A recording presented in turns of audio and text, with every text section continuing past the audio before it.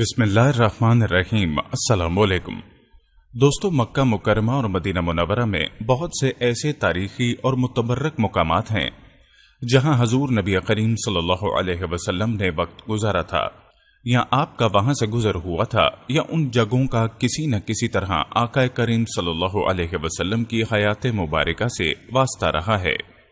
زائرین حج عمرہ کے لیے ضروری ہے کہ اگر فرصت کے کچھ لمحات میسر ہوں تو ان جگہوں کو ضرور دیکھیں، کیونکہ ان مقدس مقامات کو دیکھ کر حضور صلی اللہ علیہ وسلم کی حیات طیبہ اور آپ کے معمولات سامنے آتے ہیں۔ ان جگہوں سے آپ صلی اللہ علیہ وسلم کے تعلق کی بنا پر ایک جذباتی وابستگی بھی ہر مسلمان کو ہوتی ہے، لیکن اس کو بہرحال دین اور شریعت کے ساتھ خلط ملط نہیں کرنا چاہیے، بلکہ عقیدت مصطفی کے پیش نظر ان مقامات کی زیارت کرنی چاہیے۔ آج کی ویڈیو میں مکہ مکرمہ اور مدینہ منورہ کے چند اہم مقامات کے بارے میں اپنے ناظرین کو آگاہ کریں گے اور ہر مقام کے بارے میں مختصر معلومات بھی بتائیں گے، کیونکہ بغیر معلومات کے ان مقامات کی زیارت کرنے سے فائدہ نہ ہوگا۔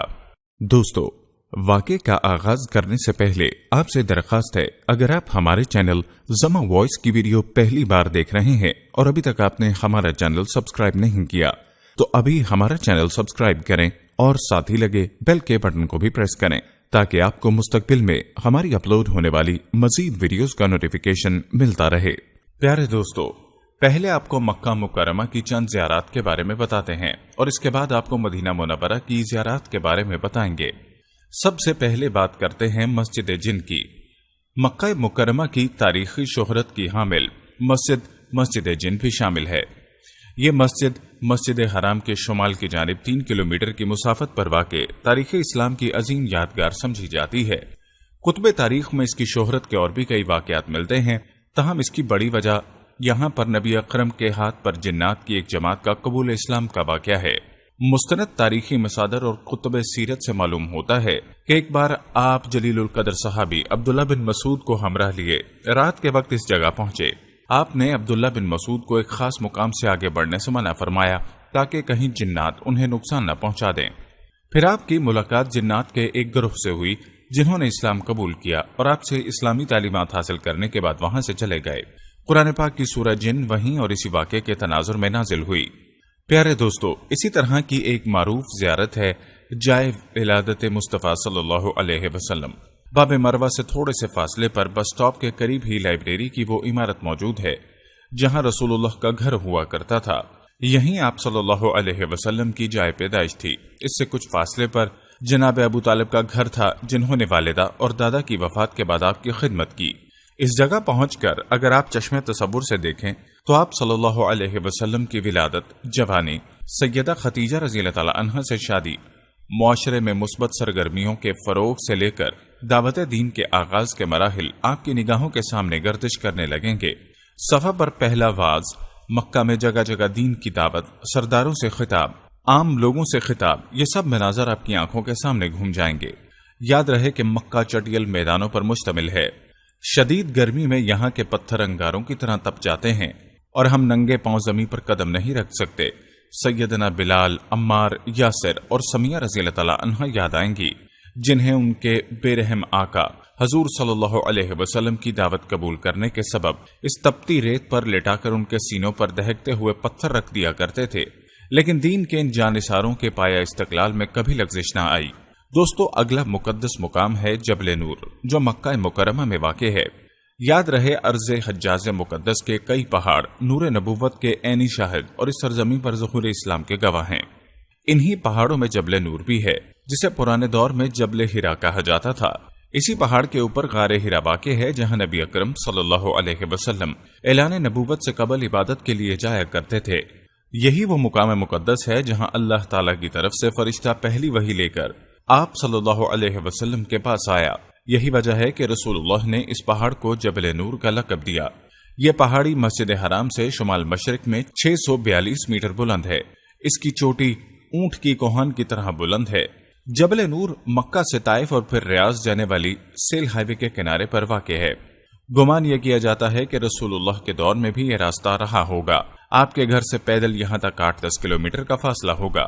جبل نور کا سلوپ کافی زیادہ ہے۔ شروع میں اس پر چڑھتے ہوئے راستہ 45 زاویے پر اٹھتا ہے اور درمیان میں جا کر تقریباً 60 کے زاویے پر مڑ جاتا ہے۔ پہاڑی کے درمیان تک روڈ بنا ہوا ہے جہاں گاڑی جا سکتی ہے اور آگے پیدل ٹریک ہے۔ راستے کے شروع میں سعودی حکومت کی جانب سے ایک بورڈ لگایا گیا ہے جس میں عربی، انگریزی، اردو، فرینچ اور ایک اور زبان میں یہ تحریر درج ہے۔ برادران اسلام، نبی کریم صلی اللہ علیہ وسلم نے اس پہاڑی پر چڑھنا، اس پر نماز پڑھنا، اس کے پتھروں کو چھونا اور اس کے درختوں پر گرہاں لگانا، اس کی مٹی، پتھر اور درختوں کی شاخوں کو بطور یاد مشروع نہیں کیا، اور نبی کریم صلی اللہ علیہ وسلم کی سنت کے اتباع میں ہم سب کے لیے بھلائی ہے، اس لیے آپ اس کی مخالفت نہ کریں۔ اللہ رب العالمین کا ارشاد ہے، اللہ کے رسول تم سب کے لیے بہترین نمونہ ہیں۔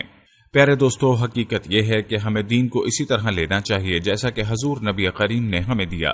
آپ نے کبھی بھی جبل نور پر چڑھنے، اس پر نماز پڑھنے، اس کے پتھروں کو چھونے، اس کی مٹی اور پتھروں کو ساتھ لے جانے کا حکم نہیں دیا۔ صحابہ کرام ہم سے کہیں زیادہ حضور صلی اللہ علیہ وسلم سے محبت کرنے والے تھے۔ انہوں نے بھی آپ کی زندگی میں یا آپ کے بعد ایسا نہیں کیا۔ اس لحاظ سے یہ اعمال یقینی طور پر دین اور شریعت کا حصہ نہیں ہیں۔ ہاں، دین اور شریعت سے ہٹ کر ان کی ایک تاریخی اہمیت ضرور ہے جو کسی بھی بڑی شخصیت کے ساتھ کسی چیز کی نسبت ہونے سے پیدا ہو جاتی ہے۔ ہمارا اس پہاڑ پر چڑھنے کا مقصد ان جگہوں کو دیکھنا ہونا چاہیے کہ جہاں حضور نبی کریم صلی اللہ علیہ وسلم نے وقت گزارا تھا۔ ان جگہوں کو دیکھ کر حضور نبی کریم کی حیات طیبہ اور آپ کے معمولات سامنے آتے ہیں۔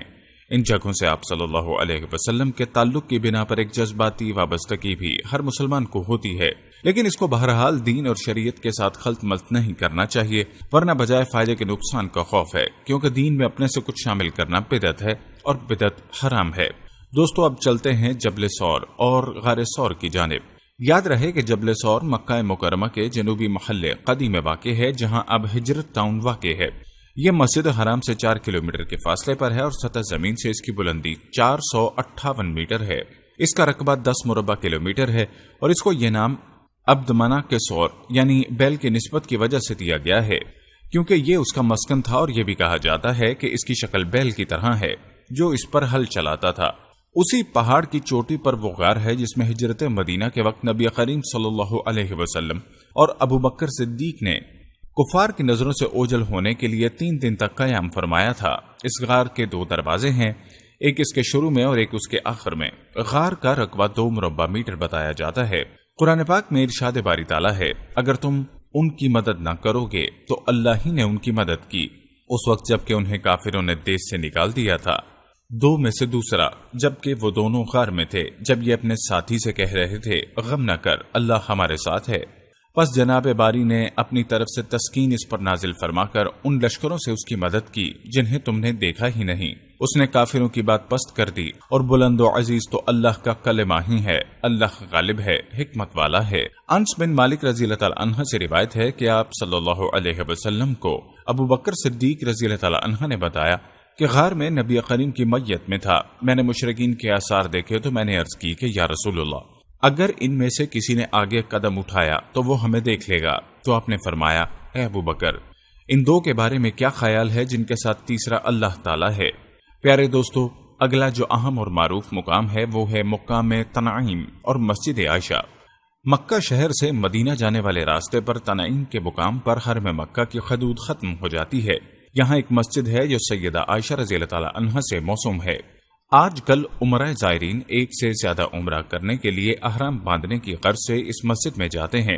دور قدیم سے مکہ کے رہنے والے بھی عمرہ ادا کرنے کے لیے یہاں آ کر احرام باندھتے تھے۔ ویسے تو اہل مکہ کسی بھی جانب حرم کی حدود سے باہر جا کر احرام باندھ کر عمرہ کرنے کے لیے آ سکتے ہیں، لیکن ان کی ترجیح یہی مسجد عائشہ ہوتی ہے، کیونکہ یہ مسجد حرام سے قریب ترین ہے اور یہاں سے حرم تک ٹرانسپورٹ بآسانی دستیاب ہے۔ اس مسجد کی وجہ تسمیہ یہ ہے کہ سیدہ عائشہ حجت الوداع کے موقع پر اپنے مخصوص وجوہات کے باعث عمرہ ادا نہ کر سکیں۔ حج کے بعد انہوں نے حضور نبی کریم صلی اللہ علیہ وسلم سے اس حسرت کا اظہار کیا، تو آپ نے انہیں ان کے بھائی عبد الرحمن رضی اللہ تعالی عنہ کے ساتھ اس مقام تک بھیجا، جہاں سے انہوں نے احرام باندھ کر واپس کعبہ آ کر عمرہ کیا۔ جب سیدنا عبداللہ بن زبیر رضی اللہ تعالی عنہما نے کعبے کی اثر نو تعمیر کی تو سب لوگوں کو حکم دیا گیا کہ وہ مقام تنعیم سے احرام باندھ کر آ کر عمرہ ادا کریں۔ دوستو، اگلی باری آتی ہے مسجد جعرانہ کی۔ یاد رہے کہ مقام جعرانہ طائف جانے والے راستے پر موجود ہے۔ جعرانہ کے مقام پر حرم کی حدود ختم ہو جاتی ہے اور یہاں ہی مسجد جعرانہ واقع ہے۔ یہاں ایک تاریخی کنواں بھی ہے۔ آج کل لوگ مکہ مکرمہ سے عمرہ کا احرام باندھنے کی غرض سے بھی اس مقام پہ جاتے ہیں۔ اس مسجد کی تاریخی اہمیت یہ ہے کہ غزوہ حنین کے بعد حضور صلی اللہ علیہ وسلم نے یہاں مال غنیمت تقسیم کیا تھا، پھر اسی مقام سے آپ نے احرام باندھ کر عمرہ ادا فرمایا تھا۔ اسی موقع پر آپ نے قریش کے 9 مسلموں کی تالیف قلب کے لیے انہیں کچھ زیادہ مال عطا فرمایا تاکہ یہ لوگ ایمان پر مضبوطی سے قائم ہو جائیں۔ اس پر انصار کے بعض نوجوانوں نے خیال کیا کہ آپ انہیں اپنے ہم قوم ہونے کے ناطے زیادہ نواز رہے ہیں، اگر آپ آمرانہ انداز میں حکومت کر رہے ہوتے تو ان نوجوانوں کو سزا دیتے، لیکن آپ نے اس کی بجائے انصار کو جمع کیا اور تفصیل سے اس بات کی وضاحت فرمائی کہ قریش کے 9 مسلمانوں کو زیادہ مال کیوں دیا گیا ہے۔ اس موقع پر آپ نے انصار کو یہ خوشخبری بھی سنائی، لوگ تو مال و دولت لے جائیں گے جبکہ تم اللہ کے رسول کو اپنے ساتھ لے جاؤ گے۔ آپ نے یہ اعلان فرمایا کہ فتح مکہ کے بعد بھی آپ کا ٹھکانہ انصار کے ساتھ ہی ہوگا۔ یہ ایک نہایت ہی جذباتی منظر تھا۔ انصار کی روتے روتے ہچکی بن گئی۔ یہ خوشی کے آنسو تھے جو ظاہر کرتے تھے کہ انصار کو حضور سے کتنی محبت تھی۔ دوستو، اب بات کرتے ہیں مقام صلح حدیبیہ کی، جو مکہ مکرمہ میں واقع ہے اور ہر مسلمان نے حدیبیہ کا نام تو ضرور سنا ہوا ہے۔ یاد رہے، حدیبیہ ایک بستی ہے جو مکہ سے تقریباً 24 کلومیٹر کے فاصلے پر ہے۔ اس بستی کی حدود کچھ حرم میں واقع ہے اور کچھ خل میں پھیلی ہوئی ہے، اور اس کا نام حدیبیہ کنواں یا خدبہ نامی درخت سے ماخوذ ہے جو اس علاقے میں تھا۔ آج کل یہ علاقہ شمیسی کہلاتا ہے اور یہاں ایک مسجد بھی ہے جس کا نام مسجد شمیسی ہے۔ اسی جگہ پر صلح حدیبیہ والا واقعہ پیش آیا تھا۔ اگر آپ کو مکے کی زیارت کی توفیق ملے تو اس مقام کو دیکھنے کی کوشش ضرور کریں۔ آپ کو مختصراً بتاتے چلیں کہ 6 ہجری میں حضور صلی اللہ علیہ وسلم 1400 صحابہ کے ساتھ عمرے کے لیے مکہ تشریف لائے۔ اہل مکہ نے آپ کو اسفان کے مقام پر روکنے کی کوشش کی۔ آپ راستہ بدل کر دشوار گزار راستوں سے حدیبیہ کے مقام پر پہنچے۔ یہاں آپ نے سیدنا عثمان رضی اللہ تعالی عنہ کو سفیر بنا کر مکے میں بھیجا۔ اہل مکہ نے انہیں روک لیا اور یہ افواہ پھیلا دی کہ عثمان شہید کر دیے گئے۔ اس بات پر رسول اللہ نے صحابہ سے بیعت لی کہ وہ میدان جنگ میں پیچھے نہیں ہٹیں گے۔ تاریخ میں یہ بیعت رضوان کے نام سے جانی جاتی ہے کیونکہ قرآن مجید نے ان بیعت کرنے والوں کو اللہ کی رضا کی خوشخبری سنائی۔ سیدنا عثمان رضی اللہ تعالی عنہ نے رسول اللہ کے بغیر عمرہ کرنے سے انکار کر دیا۔ اس کے بعد اہل مکہ نے سہیل بن عمرو رضی اللہ تعالی عنہ، جو بعد میں اسلام لائے، کو اپنا سفیر بنا کر بھیجا۔ انہوں نے صلح کی پیشکش کی اور کچھ شرائط پیش کی۔ ان شرائط میں صرف ایک شرط مسلمانوں کے حق میں تھی کہ قبائل کو یہ حق ہوگا کہ وہ قریش یا مسلمانوں جس سے چاہے مل لیں۔ حضور صلی اللہ علیہ وسلم سے اس ایک فائدے کے لیے باقی تمام شرائط کو قبول کر لیا جو بظاہر مسلمانوں کے مفاد کے خلاف تھیں۔ اللہ تعالیٰ نے اس صلح کو فتح مبین قرار دیا۔ اس موقع پر مسلمانوں کے لشکر کی تعداد صرف 1400 تھی۔ 2 سال کے عرصے میں اس صلح کی بدولت کی تعداد 10,000 تک جا پہنچی۔ جب قریش نے اس معاہدے کی خلاف ورزی کر کے اسے توڑ دیا تو حضور صلی اللہ علیہ وسلم نے اللہ کے حکم سے مکہ کو فتح کر لیا۔ قرآن مجید نے اس صلح کو فتح مبین قرار دیا۔ ہم نے تمہیں کھلی فتح عطا کر دی تاکہ اللہ تمہاری اگلی پچھلی تمام کوتاہیوں کو معاف کرے اور تمہیں سیدھا راستہ دکھائے۔ جو لوگ آپ کی بیعت کر رہے تھے وہ دراصل اللہ کی بیعت کر رہے تھے، ان کے ہاتھ پر اللہ کا ہاتھ تھا۔ سورہ فتح۔ دوستو، اب چلتے ہیں مسجد نمرہ کی جانب۔ یاد رہے کہ مسجد نمرہ کا شمار عرفات کے میدان میں ایک اہم ترین مقام کے طور پر ہوتا ہے۔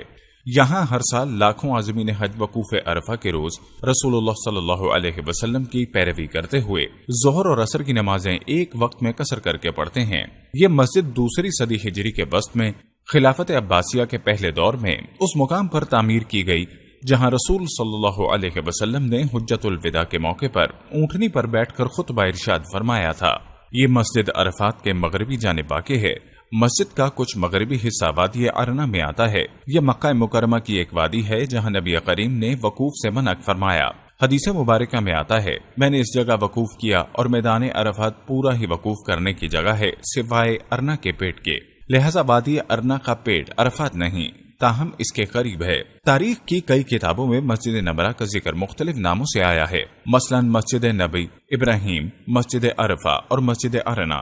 اس میں مسجد عرفہ کا نام میدان عرفات سے باہر ایک گاؤں سے لیا گیا جہاں رسول اللہ نے قیام فرمایا تھا۔ اس کے بعد آپ وہاں سے چل کر وادی ارنا کے وسط میں پہنچے جہاں آپ نے ظہر اور عصر کی نمازیں ادا کی اور خطبہ ارشاد فرمایا۔ سعودی ریاست کے دور میں مسجد نبرہ میں سب سے بڑی توسیع دیکھنے میں آئی۔ اس کے نتیجے میں یہ مسجد نبرہ مسجد حرام کے بعد رقبے کے لحاظ سے مکہ مکرمہ صوبہ کی دوسری بڑی مسجد بن گئی۔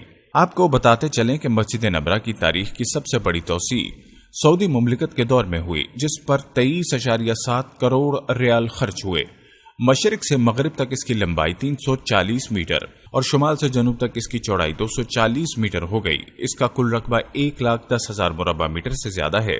مسجد کے پیچھے سایہ دار جگہ ہے جس کے رقبے کا اندازہ 8,000 مربع میٹر لگایا گیا ہے۔ مسجد نبرہ میں 3.5 لاکھ نمازیوں کی گنجائش ہے۔ اس کے 6 مینار اور 3 گنبد ہیں۔ ہر مینار کی بلندی 60 میٹر۔ مسجد کے 10 مرکزی گیٹ اور 64 دروازے ہیں۔ مسجد کا ایک کمرہ بیرونی ٹیلی کاسٹ کے لیے خصوصی آلات سے لیس ہے تاکہ وقوف عرفات کے روز خطبہ حج کے علاوہ ظہر اور عصر کی نمازیں سیٹلائٹ کے ذریعے براہ راست نشر کی جا سکیں۔ دوستو، یہ تھی مختصر معلومات مسجد نبرہ کے حوالے سے۔ چلیے اب بات کرتے ہیں مسجد مشعر الحرام مزدلفہ کی۔ یاد رہے مکہ معظمہ کی تاریخی مساجد میں مزدلفہ کی مسجد مشعر الحرام بھی ایک تاریخی مسجد ہے۔ اسلام کی تابناک تاریخ کی شاہد مساجد میں مسجد مشعر الحرام کو ہمیشہ ایک یادگار کے طور پر جانا جاتا ہے۔ مکہ کی دوسری مساجد کی طرح مسجد مزدلفہ بھی نبی اکرم سے خصوصی نسبت رکھتی ہے۔ حجۃ الوداع کے لیے آتے ہوئے نبی اکرم مزدلفہ کے مقام پر کچھ دیر رکے۔ بعد ازاں یہاں پر ایک مسجد تعمیر کی گئی۔ یہ مسجد قزح نامی پہاڑ پر بنائی گئی اور یوم عرفہ کو غروب آفتاب کے بعد حجاج اس مسجد کا رخ کرتے ہیں۔ مسجد مشعر الحرام وہ تاریخی مسجد ہے جس کا ذکر قرآن پاک میں موجود ہے۔ اللہ تعالیٰ کا فرمان ہے، فَإِذَا أَفَضْتُم مِّنْ عَرَفَاتَ فَاذْكُرُوا اللَّهَ عِندَ مَشْعَرِ الْحَرَام۔ یہاں مشعر الحرام سے مسجد مشعر الحرام مراد لی جاتی ہے۔ بعض علماء اس مسجد کو مشعر الحرام اور بعض پورے مزدلفہ کو مشعر الحرام قرار دیتے ہیں۔ 3 صدی ہجری میں یہاں مربع کی شکل میں ایک مسجد موجود تھی، مگر وہ بہت چھوٹی تھی اور چھت کے بغیر تھی۔ بعد میں مسلمان سلاطین اور فرمانبراؤں نے اس مسجد کی تعمیر و توسیع کا عمل جاری رکھا۔ موجودہ آل سعود خاندان کے دور حکومت میں مسجد کے شرقاً غرباً 90 میٹر توسیع کی گئی۔ اس مسجد میں ایک ہی وقت میں 12,000 افراد نماز ادا کر سکتے ہیں۔ مسجد مشعر الحرام کے 2 مینار ہیں جن کی اونچائی 32 میٹر۔ مسجد کے شمال، جنوبی اور مشرقی سمتوں سے داخلی راستے بنائے گئے ہیں۔ دوستو، اب بات کرتے ہیں صفا و مروہ کی پہاڑوں کی۔ تو یاد رہے کہ مسجد حرام کی مشرقی سمت واقع یہ 2 پہاڑیاں صفا اور مروہ کے نام سے جانی جاتی ہیں اور سعی کی ادائیگی کے حوالے سے مشہور علامتیں ہیں۔ یہ وہی پہاڑیاں ہیں جن پر حضرت ہاجرہ رضی اللہ تعالیٰ عنہا اسماعیل علیہ السلام کے لیے پانی کی تلاش میں چکر لگاتی رہیں۔ اللہ تعالیٰ کو اپنی بندی کی یہ ادا اتنی پسند آئی کہ تا قیامت حج و عمرہ کرنے والوں کے لیے اس کی سعی لازمی قرار دے دی، جیسا کہ فرمان ربانی جاری ہوا، بے شک صفا و مروہ اللہ کی نشانیوں سے ہیں، تو جو اس گھر کا حج یا عمرہ کرے اس پر کچھ گناہ نہیں کہ ان دونوں کے پھیرے کرے، اور جو کوئی بھلی بات اپنی طرف سے کرے تو اللہ نیکی کا صلہ دینے والا خبردار ہے۔ قرآن۔ اب یہ دونوں پہاڑیاں صرف علامتی رہ گئیں، ان کا بہت سا حصہ تعمیرات کی نظر ہو چکا اور یہ دونوں اب مسجد حرام کا حصہ ہیں۔ سعودی حکومت کی جانب سے کئی بار مسعی کے مقام کو بہتر بنانے کے منصوبوں پر عمل درآمد ہوا۔ اس سلسلے میں آخری کاوش شاہ عبداللہ بن عبدالعزیز مرحوم کے دور میں ہوئی۔ اس دوران مشرقی جانب کی توسیع کے بعد مسعی کی مجموعی چوڑائی 40 میٹر ہو گئی اور یہ 4 منزلوں پر مشتمل ہے۔ پیارے دوستو، یہ تھے چند خاص اور اہم مقامات مکہ مکرمہ کے جن کی نسبت آپ صلی اللہ علیہ وسلم کی زندگی سے ہے، اس لیے زائرین حج و عمرہ کے لیے ضروری ہے کہ ان مقامات کی زیارت ضرور کریں۔ ہم یہ امید کرتے ہیں کہ آپ کو ہماری آج کی یہ ویڈیو ضرور پسند آئی ہوگی۔ اگر آپ کو ہماری آج کی یہ ویڈیو پسند آئی ہے تو سب سے پہلے اس کو لائک کریں، اپنی رائے کا اظہار کمنٹ سیکشن میں لازمی کریں۔ آخر میں آپ سے ایک بار پھر درخواست ہے کہ آپ ہمارے چینل زما وائس کو ضرور سبسکرائب کر لیں اور ساتھ ہی لگے گھنٹی کے بٹن کو بھی کلک کریں تاکہ آپ کے پاس ہماری آنے والی مزید ویڈیوز کا نوٹیفیکیشن پر وقت ملتا رہے۔ اللہ تعالیٰ آپ کو اپنی حفظ و امان میں رکھے، آمین۔